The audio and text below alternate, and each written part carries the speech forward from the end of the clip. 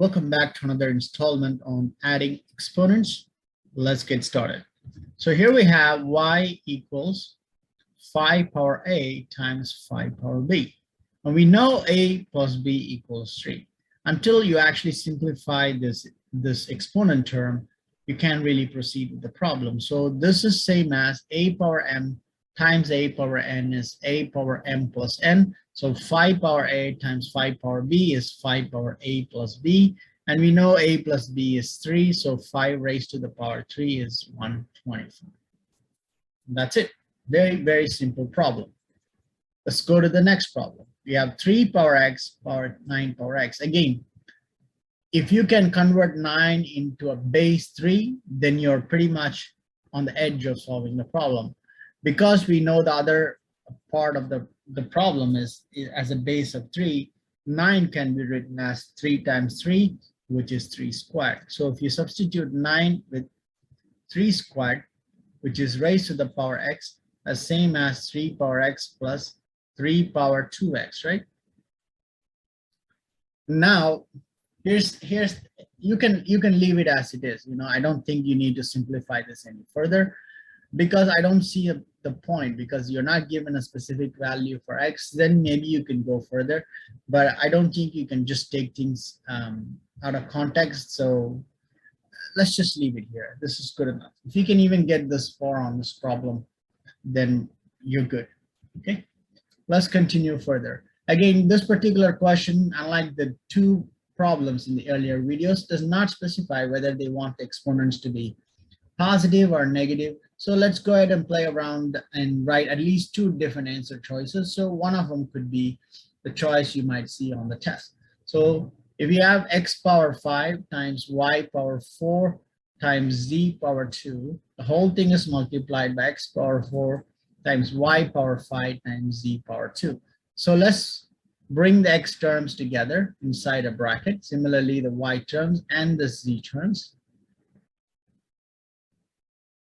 So this translates to x power 9 times y power 9 times z power 4. Now, if they want all exponents to be positive, then you stop here. What if for a change they suggest express all the exponents as negative?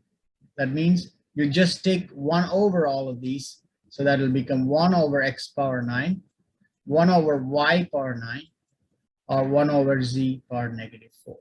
That's it. Just when you bring a positive exponent, which is as it is existing in numerator, you bring it to the denominator, then it becomes negative. And if you have an exponent that's in the denominator and you bring it to the numerator, and if that was a negative exponent in the denominator, when it comes to the numerator, it becomes positive.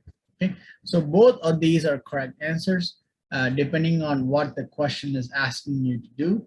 One of these could be correct answers. Now, this question does not specify whether it wanted positive or negative, so I'm leaving both here as good measure for the answer, right?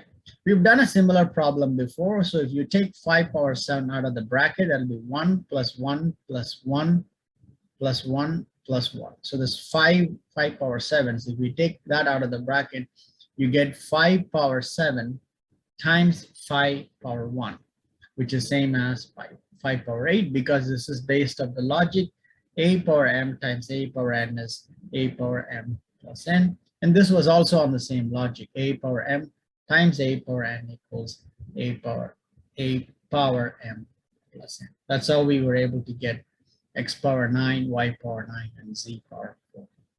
Okay.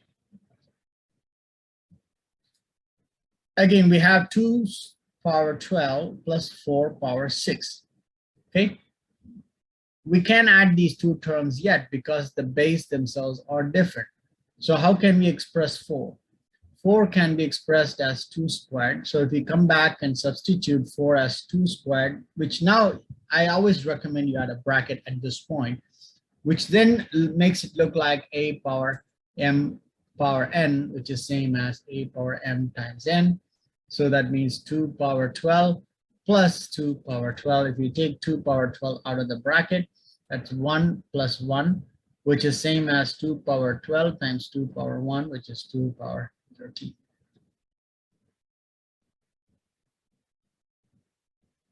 Okay, let us continue.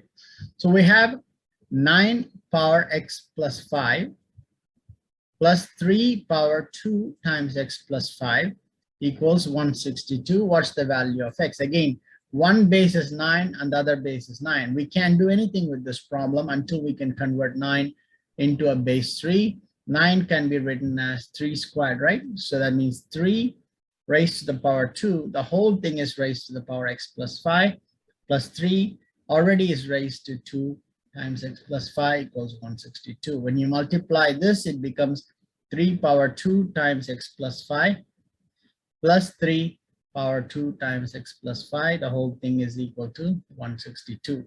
Because the two bases are the same, right? Right? We can take 3 raised to the power 2 times x plus 5 out of the bracket, which leaves you with 1 plus 1, right, equals 162. Let's go ahead and solve this over here. So that means 3 raised to the power 2 times x plus y times 2, right? Remember, this is just 2 equals 162. So 3 power 2 x plus 5 equals, what is 162 over 2? Isn't that 81? Yeah, this is equal to 81, right? We can write 381 as, what is it, 3 power 4? Yeah, 3 power 4 is 81. Because we can't compare two terms that don't have the same base. Now this is a power m equals a power n. That means 2 power x plus 5 equals 4. That means 2x plus 10 equals 4. 2x equals, what is it, negative 2, right? No, negative 6. 4 minus 10 is negative 6. So x equals negative 3. Did you see what I did, right? Okay. All right, that's it. That's the way you do this problem. This will be the end of this video. I think there's maybe one video on this topic. So without further delay, let's finish these two problems. So this problem is very, very simple. So you just have 3 power 2x plus 3 power 2x plus 3 power 2x. If you just take 3 power 2x out of the bracket, it becomes 3 power 1, right? It's 1 plus 1. So this step, the intermediate step, what I'm referring to is 1 plus 1 plus 1, right?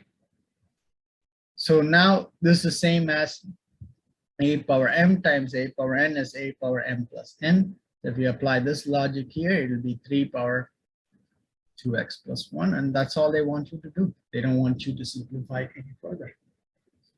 Because there's no, you can't proceed further. You've already achieved end. Unless they provide you a value of x equals 2, then you can solve it further. So let's do the last problem. I believe you've done this problem before, so let's go ahead and do it anyway. So 2 power n equals 4 squared times 16 cubed times 32 squared. Again, we can compare two terms if they don't have the same base. So let's convert the terms on the right side. So each term has a base of 2. 4 can be written as 2 squared. Please consider using brackets once you're beginning to solve this side, okay? Similarly, 16 can be written as 2 power 4 raised to the cube. 32 is 2 power 5 raised to the power 2. Again, a power m, same as a power m times n. So 2 raised to the power 2 raised to the power 2 is 2 power 4, 2 power 12, 2 power 10. If we take 2 as a common base, then it's 4 plus 12 plus 10, which is 2 power, what is it, 16 plus 10 is 26. You've done this problem before, exact problem. Somehow I think when I was arranging the slides, this particular problem got caught back again in the loop. Nevertheless, it's all right. You can practice it one more time. So this is based off the logic a power n times a power n times a power x is a power m plus n plus x. Okay.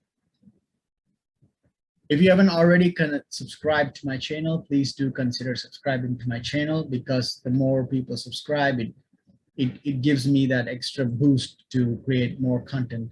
And please do share the videos with your friends who are also getting ready to prepare for either SAT or ACT math exams. And please stay tuned for another video on topic of addition of exponents.